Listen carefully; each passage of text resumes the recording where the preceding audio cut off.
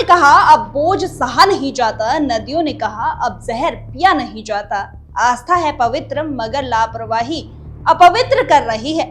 देवभूमि रो रही है और अब सहा नहीं जाता।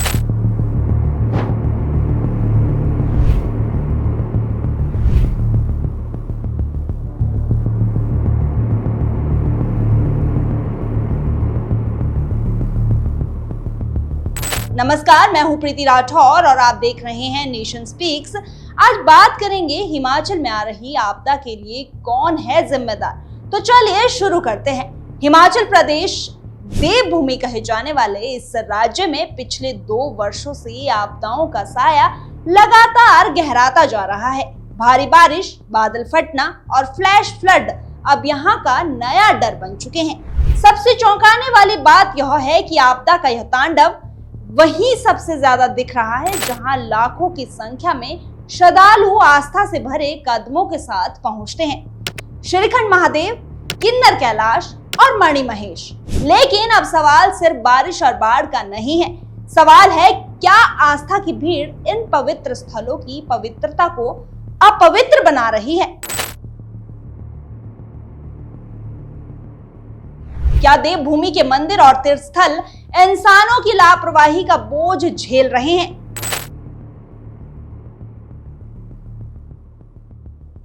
कुल्लू जिले का प्रसिद्ध श्रीखंड महादेव ट्रैक हर साल जुलाई में शुरू होता है और 32 किलोमीटर लंबा सफर। लेकिन अब इस यात्रा की चर्चा सिर्फ आस्था के लिए नहीं बल्कि आपदाओं और कचरे के ढेर के लिए भी होती है।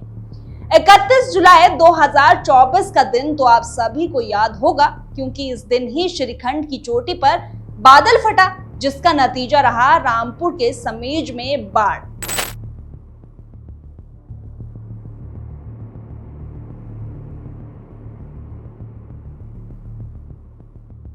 छत्तीस लोग लापता हुए और 21 का आज तक कोई सुराग नहीं मिला।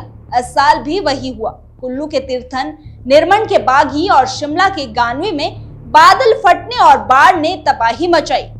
वहीं दूसरी तरफ यात्रियों द्वारा पीछे छोड़ा गया टनों कचरा अलग से पहाड़ों की आत्मा को छलनी कर रहा है। किन्नौर जिले का किन्नर कैलाश यात्रा मार्ग भी इस साल जुलाई में भारी बारिश और फ्लैश फ्लड की भेंट चढ़ गया। एनडीआरएफ और सेना के जवानों को हजारों श्रद्धालुओं को निकालना पड़ा।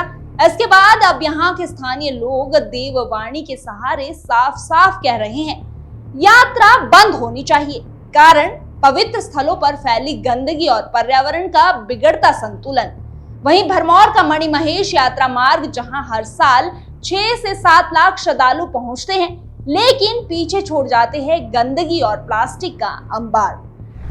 अगर बात करें 25 जुलाई से शुरू हुए विशेष सफाई अभियान की तो सिर्फ 9 दिनों में 5.61 टन कचरा निकाला गया।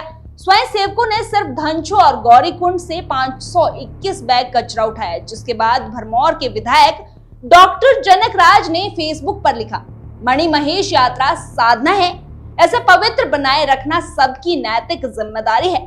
हिमाचल प्रदेश के पर्यावरण वैज्ञानिक भी साफ कहते हैं कि जलवायु परिवर्तन और ग्लोबल वार्मिंग से हवा में नमी बढ़ रही है। पहाड़ों में ओरोग्राफिक लिफ्टिंग से अचानक भारी बारिश हो रही है। मंडी के सराज इलाके में 31 जून को खराब ड्रेनेज और रेतीली मिट्टी पश्चिमी विक्षोभ ने मिलकर तबाही मचाई। यानी विज्ञान भी यह चेतावनी दे रहा है कि प्रकृति से छेड़छाड़ अब पहाड़ों पर भारी पड़ रही है।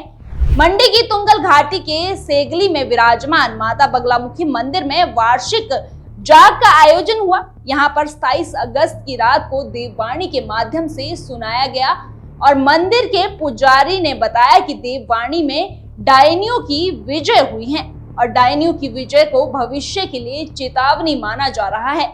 ऐसे जनमानस को भूकंप, बाढ़, अकाल मृत्यु जैसी आपदाओं का सामना करना पड़ सकता है।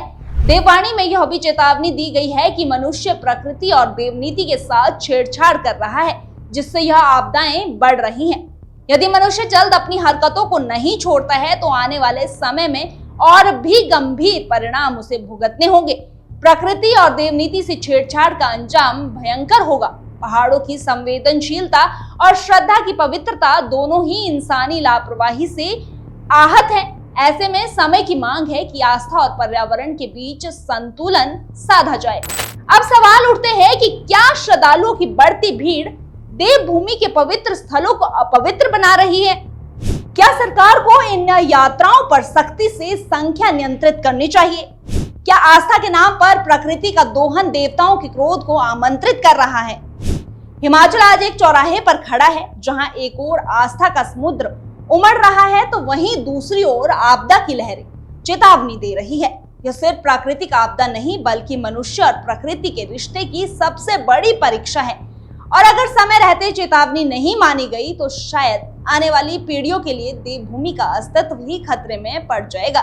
देवभूमि केवल कहानी और खंडरों में ही बचकर रह जाएगी।